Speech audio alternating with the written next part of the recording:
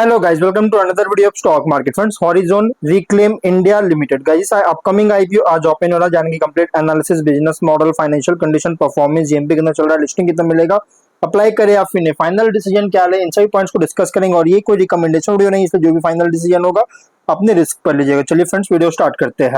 तो guys IPO 12 आज के दिन ओपन हो रहा है, 16 जून क्लोज किया जाएगा, जो कि 3 डे आईपीओ है। 19 जून का लिस्टिंग डेट, 10 रुपीज का फेस वैल्यू, 98 टू 103 रुपीज का प्राइस बैंड, 1200 शेयर्स की lot size, fresh capital, book built IPO, 54 crore का इशू साइज, 52.7 लाख शेयर्स का इशू किया गया है। Giriraj stock broking market maker, जो कि बीएसई एसएमई प्लेटफॉर्म पर लिस्टिंग किया जा रहा है। और अलॉटमेंट डेट रखा गया है 17 जून का, 18 को रिफंड से लिस्ट किया जाएगा, शेयर्स डेमैट अकाउंट में क्रेडिट होगा। ऑफर दिया गया है क्यूआईबी, एंकर इंक्लूड नहीं करेंगे, ऑलरेडी एलोकेट हो चुका है 19% का। बिग एचएनआई 9.5, स्मॉल एचएनआई 4.7 और रिटेल 33.2% ऑफर दी गई है, जो कि रिटेल ओनली 2 लॉट अप्लाई कर सकते हैं। 2400 शेयर्स में 2.5 लाख पे करना पड़ेगा। Small HNI minimum 3 lot apply कर सकते हैं, 3.7 लाख पे करना पड़ेगा। मैक्सिमम 8 लॉट अप्लाई कर सकते हैं, 9.9 लाख पे करना पड़ेगा। Big HNI minimum 9 lot apply कर सकते हैं, 11.1 लाख पे करना पड़ेगा। मैक्सिमम कोई लिमिट नहीं है। लेकिन अगर हम जीएमपी की बात करेंगे तो 53 रुपीज का जीएमपी ट्रेड कर रहा है, जिसके अकॉर्डिंग 51% का बहुत ही स्ट्रॉन्ग लिस्टिंग गेन आप एक्सपेक्ट कर सकते हैं, जो कि 156 रुपीज का एस्टिमेटेड लिस्टिंग प्राइस, 63,600 रुपीज का सिंगल लॉट पर प्रॉफिट आपको मिल सकता है। अगर हम बात करें इस कंपनी के बिजनेस को लेकर, तो देखिए कंपनी का जो बिजनेस है 2006 में इनकॉर्पोरेट किया गया था, जो कि कंपनी रिक्लेम्ड रबर का मैन्युफैक्चरिंग करती है, जो कि रिसाइकल रबर डेराइव्ड होता है। यूज्ड रबर मटेरियल जैसे होता है, जैसे old tyres, rubber tubes, tread peelings या इंडस्ट्रियल स्क्रैप से जो है सो रिसाइकल, जो कि रिसाइकल रबर ट्यूब को जो है रबर को जो डिराइव करके कंपनी जो है रिक्लेम्ड रबर का मैन्युफैक्चर करती है। प्रोडक्ट पोर्टफोलियो में इंक्लूड है नेचुरल रबर रिक्लेम, जो कि टायर कास्टिंग और ट्यूब से बनाया जाता है, जो कि और बाद में यूज होता है फुटवेयर सोल्स में, floor mats, tyre based layers और मोल्डेड रबर प्रोडक्ट्स में यूज होती है। और सिंथेटिक रबर रिक्लेम, जो कि ईपीडीएम और ब्यूटाइल रबर इंक्लूड है, जो कि यूज होता है ऑटोमोटिव सील्स, हॉसेज, गास्केट्स और कंस्ट्रक्शन प्रोफाइल्स में। और थर्ड है क्रम्ड रबर, जो कि रिसाइकल रबर टायर्स से प्रोड्यूस होता है और रोड कंस्ट्रक्शन, स्पोर्ट्स सरफेस और रूफिंग सीट्स में यूज होती है। प्रोडक्ट्स जो कि डिफरेंट ग्रेड्स में अवेलेबल है कस्टमर रिक्वायरमेंट्स के अकॉर्डिंग।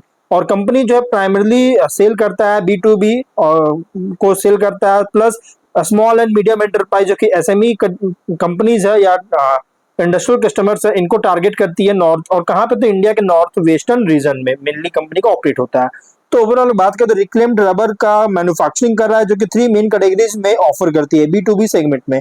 और अगर फाइनेंशियल की बात करेंगे तो एसेट्स है 64.9 करोड़ का, नेट वर्थ 24.8 करोड़ का, रिजर्व 10.6 करोड़ का, डेट है 35.7 करोड़ का।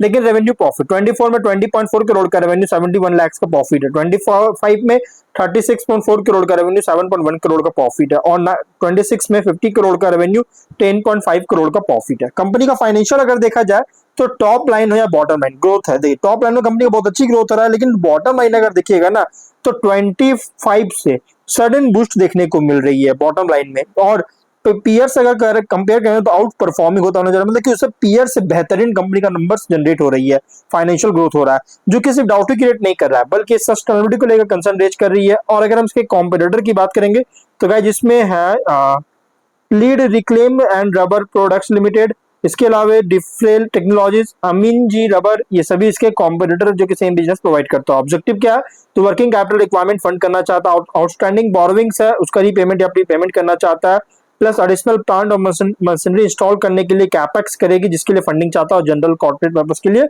आईपीओ लेकर आया। रेशियोज में ROE 53.6, ROCE 25.4, RONW 42.3, PAT margin 21.2, EBITDA margin 32.6% का, डेट टू इक्विटी 1.4 टाइम का, PB है 5.9, P रेशियो 14 टाइम का।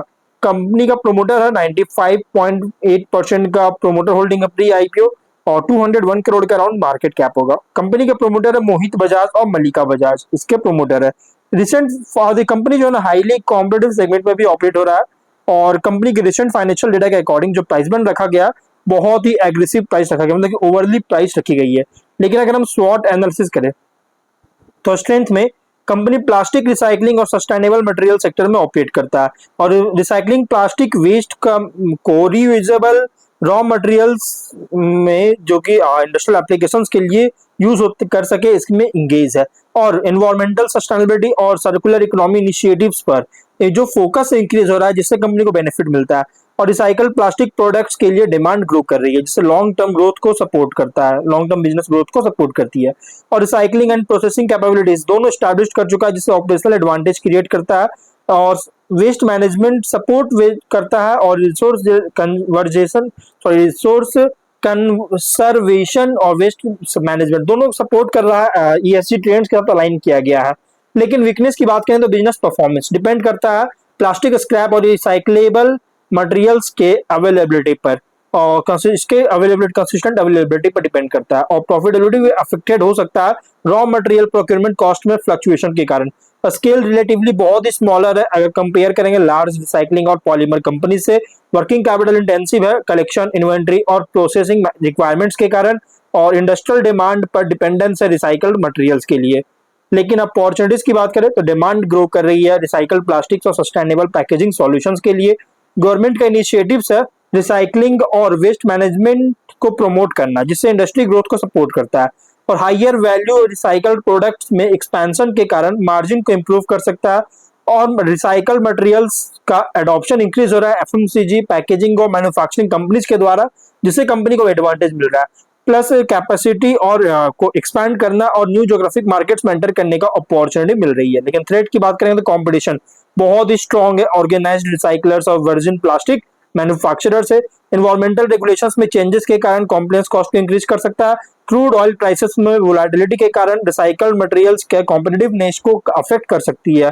तो सप्लाई चेन अगर डिस्ट्रप्शन होता है स्क्रैप कलेक्शन नेटवर्क्स में तो प्रोडक्शन को इम्पैक्ट कर सकती है। इकोनॉमिक स्लो डाउन अगर के कारण गाइज रिसाइकल्ड प्रोडक्ट्स के लिए इंडस्ट्रियल डिमांड को रिड्यूस कर सकता है। लेकिन पीयर कॉन्टेक्स्ट करेंगे तो large polymers and recycling company से कंपेयर करें तो कंपनी ऑपरेट कर रहा है as a specialized plastic recycling and resource recovery company.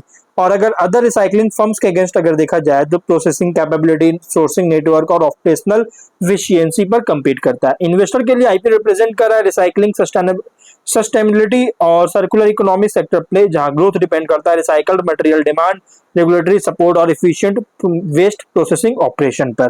तो ओवरऑल अगर बात करते हैं कंपनी फंडामेंटली तो स्ट्रॉन्ग अच्छी कंपनी है इसलिए मीडियम टर्म के लिए आप अप्लाई कर सकते हैं। और बाकी जो भी फाइनल डिसीजन लीजिएगा अपने रिस्क पर लीजिएगा। ये कोई रिकमेंडेशन वीडियो नहीं है। तो मिलते हैं नेक्स्ट वीडियो में।